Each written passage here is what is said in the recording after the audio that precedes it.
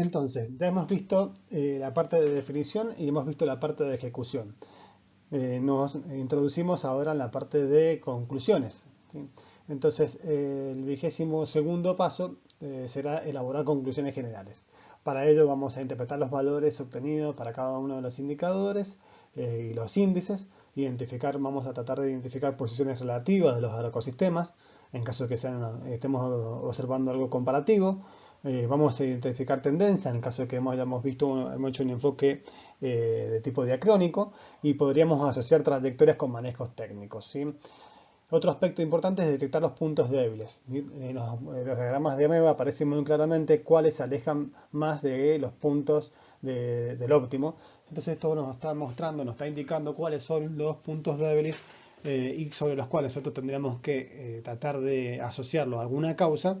Y también lo otro, poder visualizar las asimetrías que existen entre cada una de las dimensiones que nosotros estamos observando.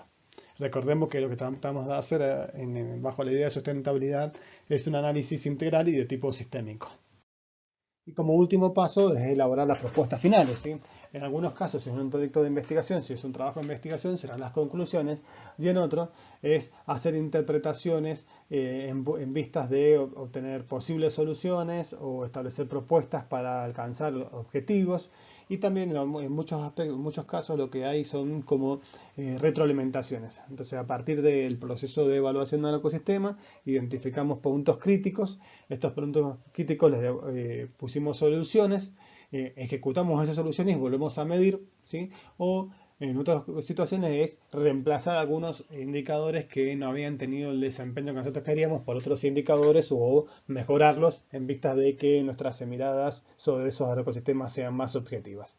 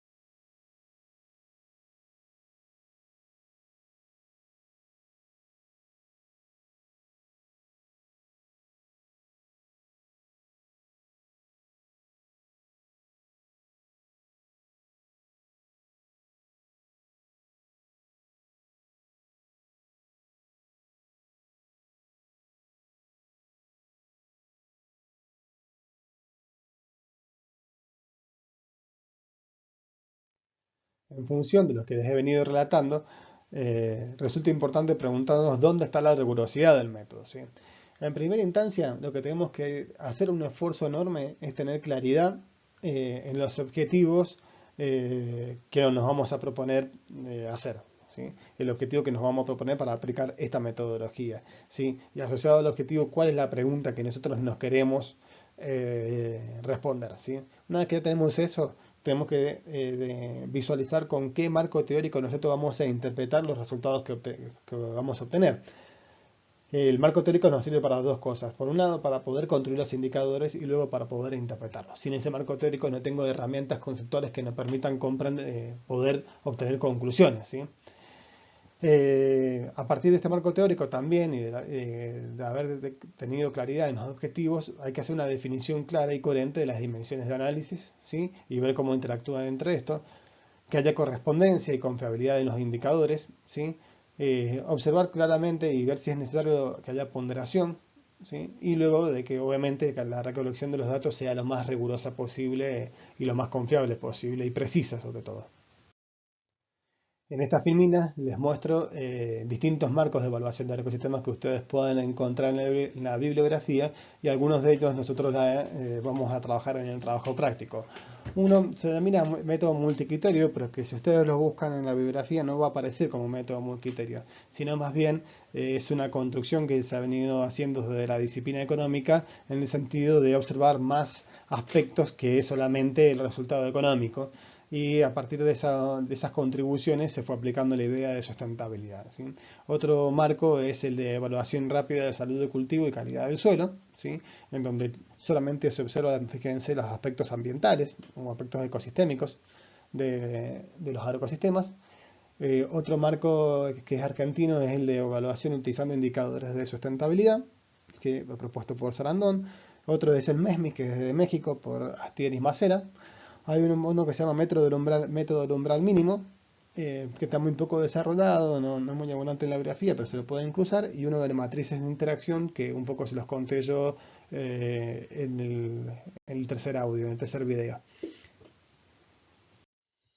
Entonces, ya habiendo visto los marcos teóricos, ya habiendo visto la secuencia y los pasos y las distintas consideraciones que tenían estos marcos de evaluación de agroecosistemas, ¿sí? Y de por qué se fueron construyendo, podemos empezar a tratar de esbozar algunas ventajas y algunas limitantes que tienen estos marcos de evaluación.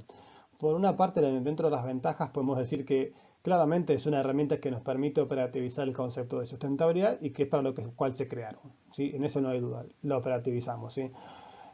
Nos permite trabajar en forma paralela y también interactiva las dimensiones sociales, económicas y ambientales, por lo tanto se está ajustando la idea de sustentabilidad.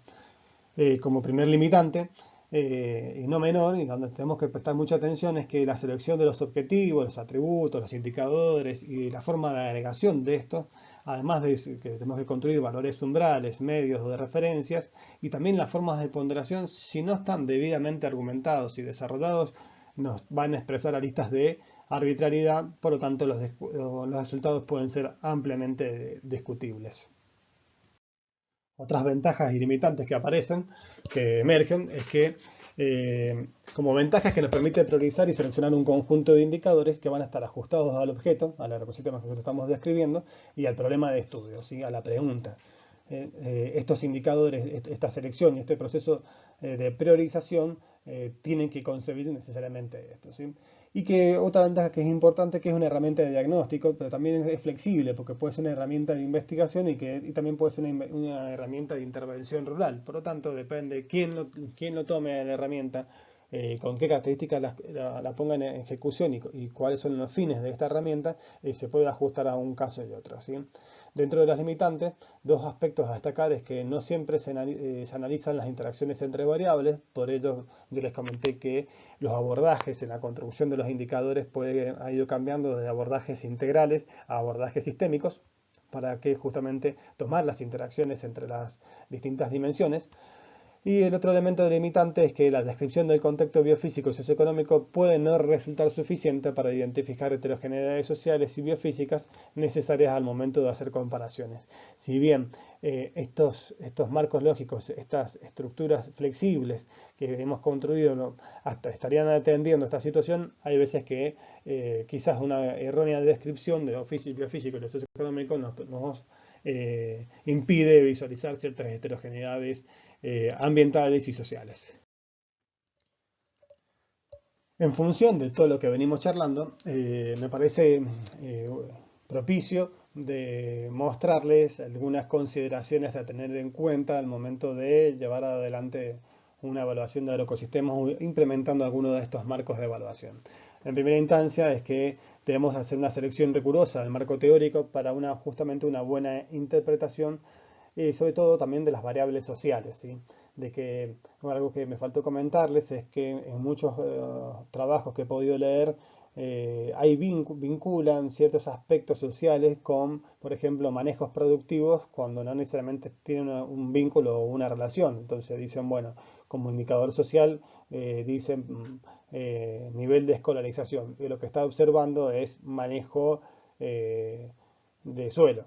Entonces el vínculo entre el manejo de suelo y el nivel de escolarización resulta difícil de que haya una relación determinista o de un condicionamiento fuerte entre uno y otro, si lo que quiero ver es cómo afecta el manejo del suelo a la sustentabilidad. Eso es un ejemplo en donde yo tengo que tener claro el marco teórico y la pregunta para definir las distintas categorías y las distintas variables, ¿sí? En ese sentido, bueno, la claridad de la pregunta es lo que nos va a ordenar cada uno de los pasos a seguir. Estos marcos funcionan mejor para trabajos más de tipos descriptivos, es decir, esto que nosotros estamos haciendo tiene mayor capacidad descriptiva que explicativa.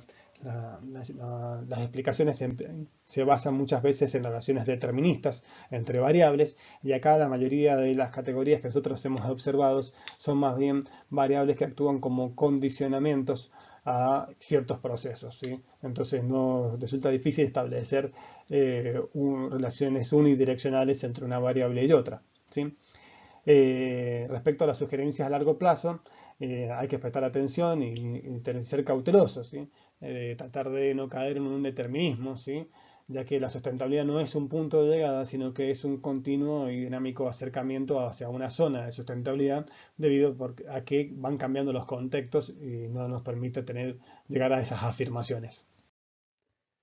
Finalmente, comentarles que las evaluaciones de sustentabilidad, las evaluaciones de los ecosistemas desde un enfoque de la sustentabilidad, solo nos permite describir en definitiva la insustentabilidad, pero no así la explicación profunda de la misma, ¿sí? En esto que les decía anteriormente, ¿no? Estos marcos de evaluación del ecosistema se ajustan a casos, a estudios de casos que son semi-cuantitativos y que sobre todo describen, ¿sí? Pero no tanto encuentran una explicación y menos que esa explicación sea de una profundidad que despeje todo tipo de dudas, ¿sí? Mediante la descripción, lo que vamos a estar haciendo nosotros, y al marcar los puntos débiles, en definitiva estamos describiendo aquellos aspectos de insustentabilidad o donde no está contribuyendo a la sustentabilidad de esos ecosistemas, ¿sí? Luego, no existe una homogeneidad ni legitimidad sobre las metodologías para evaluar la sustentabilidad, ni tampoco sobre los indicadores. Todos estos son elementos para poder construir, ¿sí? Y si bien ninguno de los marcos de evaluación que les he mostrado recién, el MESMI, la evaluación mediante indicadores de sustentabilidad o el de salud de cultivo,